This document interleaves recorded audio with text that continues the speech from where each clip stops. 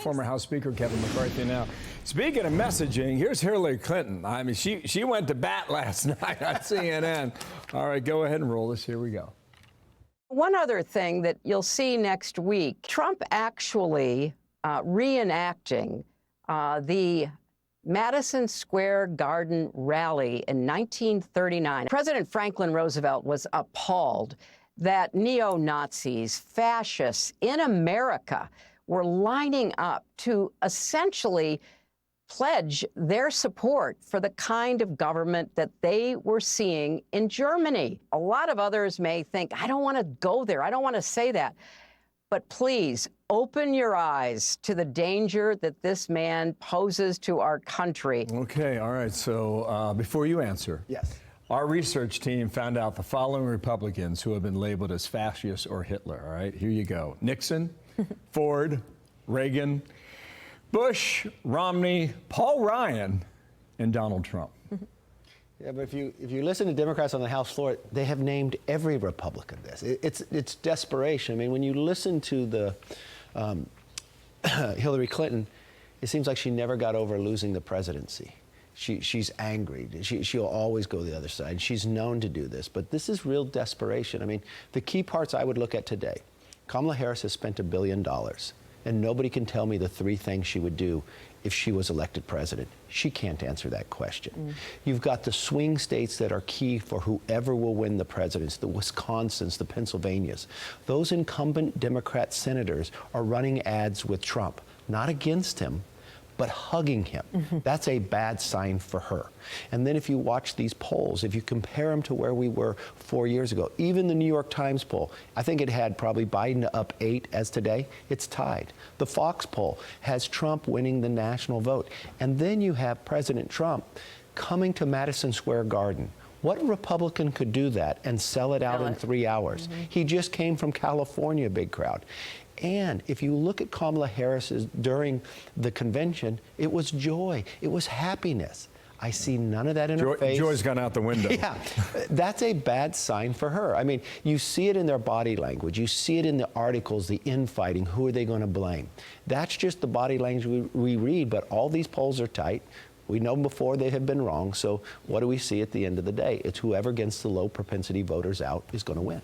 So you were former Speaker of the House. I know you pay a lot of attention to that. And for a while, the Democrats, I would say like 8 weeks ago, the Democrats were like, wow, we could actually win back the majority, but now they're singing a different tune. In Axios today, House Dems' anxiety spikes over November 5th, and this quote, House Democrats in battleground districts feel much better than the top of the ticket, one House Democrat told us. Everyone feels like they are outperforming Vice President Kamala Harris. Well, that is true. If you look at polls today, President Trump is outperforming the Republicans running for Congress. But you look at districts that he lost, and there are 16 districts that Republicans sit in that Biden carried. And what I'm finding is Trump's numbers are better. Ones that he lost are now tied or he's ahead. That should lift everybody's boat, but those Republican candidates haven't really got there yet. Democrats in the Congress have much more money than they've had before. They're utilizing it. But I think in these last 7 days, that's usually when it starts to move. I think if someone goes in and votes for President Trump, they're definitely going to try to help make sure the Democrats don't just come in and want to impeach him and not let him govern. Yeah, I think the point you make about these Democratic senators in the Great Lakes states. Oh, Wisconsin, Pennsylvania. Wisconsin and Michigan. Was it Michigan too, or was it just Well, Michigan's an open seat. That's Slotkin, Yeah. who was a congresswoman who's running. But I'm talking about the ads they're running that link them to Trump's policies. That's Baldwin and Casey. That's an extraordinary closing argument for them. They're bragging that Trump signed their bill. They're bragging that they voted with Trump. Now, could you imagine if Wisconsin, that Joe Biden only won it by 20,000 votes, but in the polling would say he was up 6% today, and he only ended up winning by 20,000, and your incumbent senator who's running in the same entire state is hugging your opponent? That's not working together, and they're seeing something in their polls. And remember, in Michigan, Slotkin, who's running for Senate, she's been yelling for a long time, almost 3 weeks ago, that Kamala Harris is not strong in Michigan. Right. Now, here are the numbers from 4 years ago. Wisconsin was 20,000. Yes. Pennsylvania was 81. Yep. Michigan was 154. The other out thing, of millions of votes cast. well, remember this. more than 150 million votes cast. 48,918 people determine who won the presidency.